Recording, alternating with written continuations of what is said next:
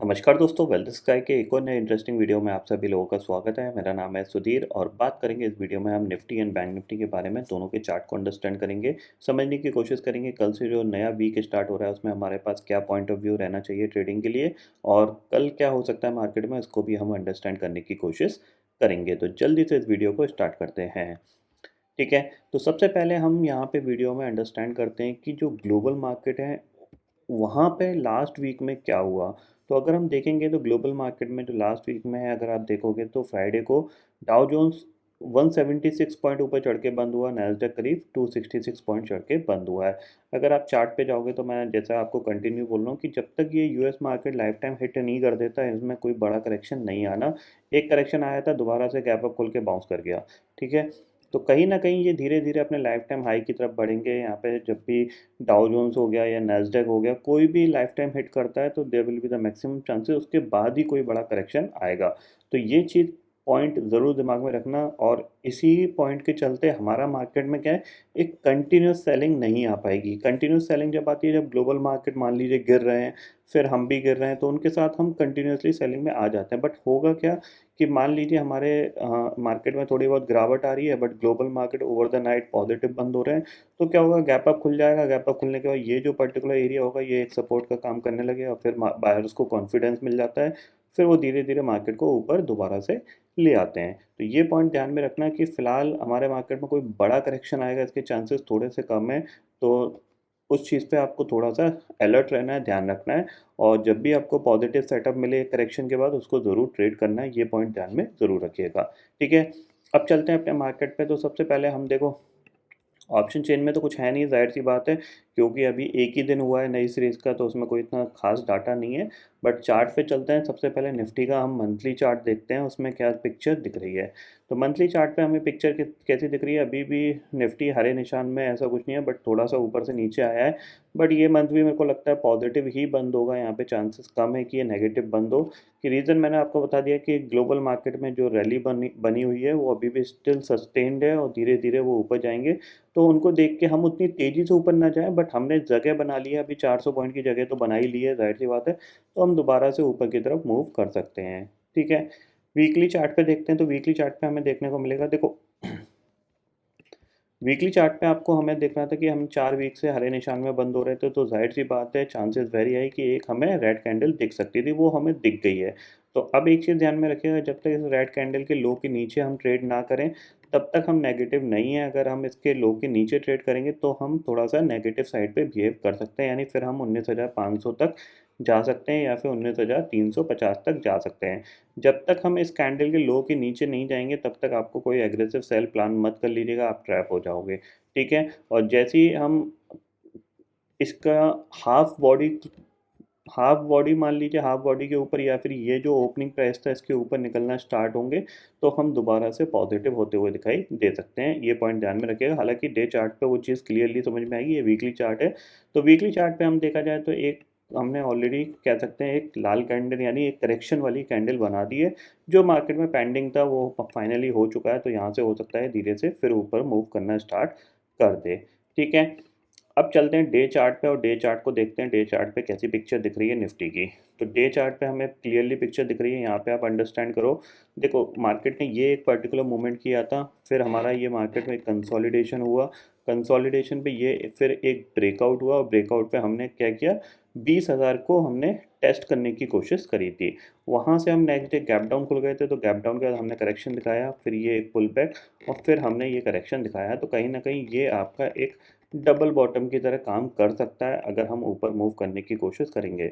अब ऊपर मूव में कंफर्मेशन कहाँ मिल जाएगा? ज़ाहिर-सी बात है 19,750 के ऊपर ये हमें कंफर्मेशन मिल जाएगा कि यहाँ पे निफ्टी ने सपोर्ट ले लिया है और इसके ऊपर ये निकलना स्टार्ट कर देगा।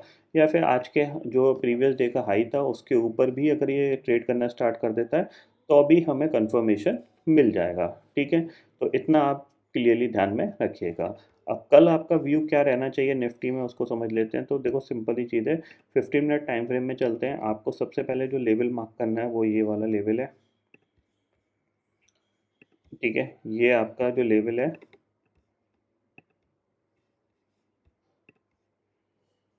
ये लेवल सबसे इम्पोर्टेंट है, इसके ऊपर निकलो तो आप बिल्कुल शॉर्ट के बारे में मत सोचिएगा, 19,700 के ऊपर आपको बाइंग के बारे में सोचना है। Itchy scalp.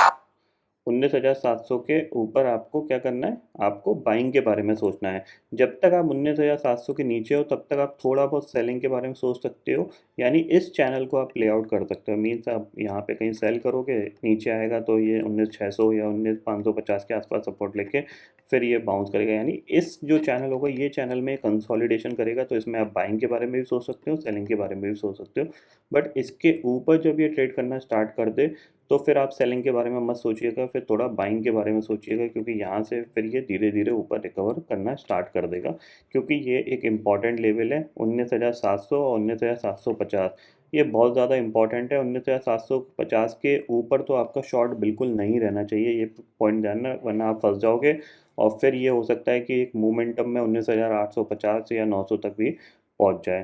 ठीक है, ये पॉइंट क्लियर हो गया आपको, यानी शॉर्ट आप जो भी करो वो इस चैनल के अंदर करो, इस चैनल के नीचे करो, ठीक है, वो ज़्यादा बेस्ट है। 19,700 के ऊपर निकल जाए तो वहाँ पे शॉर्ट मत करो, ये पॉइंट ध्यान में ज़रूर रखिएगा। ठीक है, तो निफ्टी के लिए ये क्लियरली व्यू है।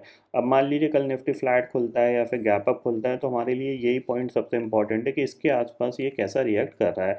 मान लीजिए गैप अप खुला, उसके बाद ये यहाँ पे आके सपोर्ट ले गया, तो फिर ये इस तरीके से बाउंस कर सकता है, ये पॉइंट ध्यान में ज़रूर रखिएगा। ठीक है, निफ्टी का आपका व्यू क्लियर हो गया। बैंक निफ्टी की बात कर लेते हैं। तो बैंक निफ्टी देखो, बैंक निफ्टी ने भी एक कह सकते हैं एक ठीक ठाक सा करेक्शन दे दिया है टॉप से। तो बैंक निफ्टी के लिए सिंपल ही चीज़ है, अगर वीकली चार्ट पे देखोगे तो ऑलमोस्ट जो लास्ट वीक में इसने रनअप दिखाया था उसका ऑलमोस्ट 80% या 70% इसने करेक्शन यहाँ पे दिखा दिया है। ठीक है, तो वीकली चार्ट पे आपको कोई पिक्चर नहीं दिख रही है, but price action still positive बना हुआ है बैंक निफ्टी का। तो यहाँ पे हम चलते हैं डे चार्ट पे। डे चार्ट पे अगर आप देखोगे तो यहाँ पे देखो, ये एक पर्टिकुलर मूवमेंट हुआ, फिर ये करेक्शन, फिर ये पुल बैक, फिर ये करेक्शन, तो ये एक एम पैटर्न का ब्रेकडाउन है। बट ये ब्रेकडाउन सस्टेन करेगा इसके चांसेस थोड़े से कम है, क्योंकि कल हो सकता है मार्केट गैप अप खुल जाए ग्लोबल मार्केट के चलते। तो अगर ये गैप अप खुलेगा तो कहीं ना कहीं ये पर्टिकुलर एरिया जो है इसके वो एक सपोर्ट का काम करेंगे, तो फिर ये फॉलोअप में नीचे आ नहीं पाएगा। ठीक है, ये पॉइंट ध्यान में आया आपको। तो वहीं अगर हम शॉर्टर टाइम फ्रेम पे चलते हैं तो शॉर्टर टाइम फ्रेम में देखो पिक्चर क्लियर दिखेगी। शॉर्टर टाइम फ्रेम में आप देखोगे यहाँ से काफ़ी अच्छा करेक्शन दिखा, बट फॉलो अप सेलिंग बिल्कुल नहीं आई। आप देख रहे हैं यहाँ पे फॉलो से, यहाँ पे इसने एक बार कोशिश भी करी, नीचे अराउंड आपका 45,250 तक गया, इमीडिएटली रिकवर होके जो क्लोजिंग आई वो आपकी 45,500 के करीब की है, यानी इसी चैनल की क्लोजिंग आ गई। तो फॉलो अप सेलिंग नहीं दिख रही है मार्केट में, तो फॉलो अप सेलिंग नहीं आएगी तो जाहिर सी बात है मार्केट गिरेगा ही नहीं। मतलब नीचे के लेवल पे कोई ना कोई बेचने के लिए इंटरेस्टेड होना चाहिए। अगर मान लीजिए मैंने यहाँ से टॉप से बेचा, तो नीचे जब आया तो जाहिर सी बात है यहाँ पे कोई ना कोई बेचने के लिए इंटरेस्टेड होना चाहिए। अगर ये नीचे नहीं जाएगा तो मुझे भी डर लगेगा, क्योंकि मेरे पास इतना प्रॉफिट है वो डाइल्यूट हो सकता है। तो मैं क्या करूँगा, अपनी प्रॉफिट बुक करूँगा, यानी अपने शॉर्ट्स कवर करने की कोशिश करूँगा। शॉर्ट कवरिंग हुई, थोड़ी बहुत भी बाइंग आई तो ये पुल बैक कर जाएगा पूरा।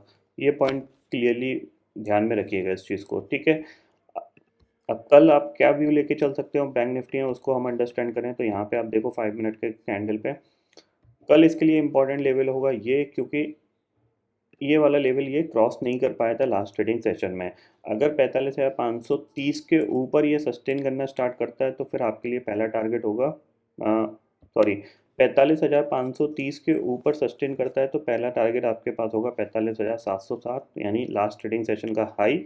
और अगर ये हाई निकालता है तो नेक्स्ट टारगेट आपके पास सीधा सीधा है 45,860 का। यानी ये ध्यान में रखिएगा कि इस फ्लो में ये इस लेवल तक भी जा सकता है, जो कि है 45,850 का। ठीक है, अगर ये इस लो को तोड़ के नीचे निकलने की कोशिश करता है तो हम सेलिंग के बारे में सोच सकते हैं, क्योंकि फिर हमें ये कंफर्मेशन मिलेगा कि बायर अभी भी इंटरेस्टेड नहीं है, सेलर अभी भी सेलिंग कर रहे हैं। ठीक है, तो इस चैनल के अंदर आपको दोनों अपॉर्चुनिटी मिलेगी, मतलब बाइंग की भी और सेलिंग की भी। ठीक है, तो इस चैनल में आपको थोड़ा सा कंसोलिडेशन वाला व्यू रख के चलना है, यानी ऊपर आ रहा है इधर कहीं आ रहा है तो आप वहाँ पे सेल करके काम कर सकते हैं, यानी 45,530 के आसपास आ रहा है, उसको क्रॉस नहीं कर पा रहा है तो आप एक बार सेलिंग करके काम कर सकते हो।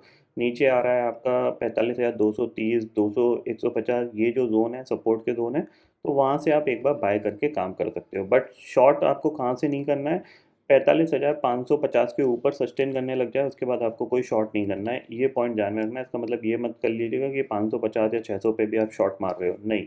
जब तक ये 500 के नीचे टिका हुआ है तब तक आप इसको रेंज बाउंड के लिए शॉर्ट कर सकते हो, मतलब छोटी-मोटी क्वांटिटी के लिए आप शॉर्ट कर सकते हो। बड़ी क्वांटिटी के लिए यहाँ पे कोई शॉर्ट नहीं बनता।